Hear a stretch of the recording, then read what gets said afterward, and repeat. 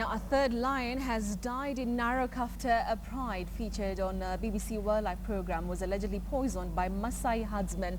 The cub, known as Alan, had been recovering from the suspected episode of poisoning. 8 members of the Pride of Lions that featured BBC's long-running Big Cat Diary series were affected in the incident. 2 Maasai herdsmen have been charged with poisoning the lions. The poisoning is alleged to have taken place after the herdsmen illegally brought cattle onto the reserve and 3 were killed by the lions. The herdsmen, Simindei, Naururi and Kulangash, Toposatare, were charged of lacing one of the carcasses with pesticides.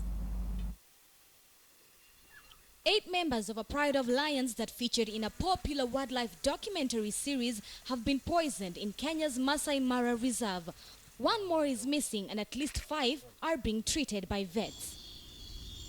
Among the dead lions was 17-year-old female Bibi, who had become more of a celebrity during the TV series' long and hugely popular run from 1996 to 2008. Bibi was found lying on her side, foaming at the mouth, fighting and panting before she died.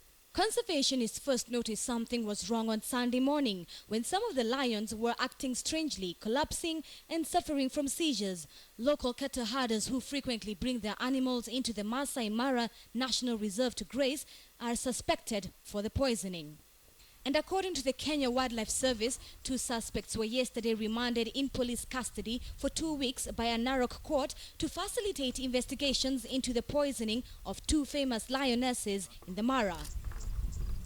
Jonathan Scott, a zoologist and one of the show's original presenters who has been following the Pride for nearly 40 years, described the poisoning as the end of an era. Zinzi Kibiku, KTN News.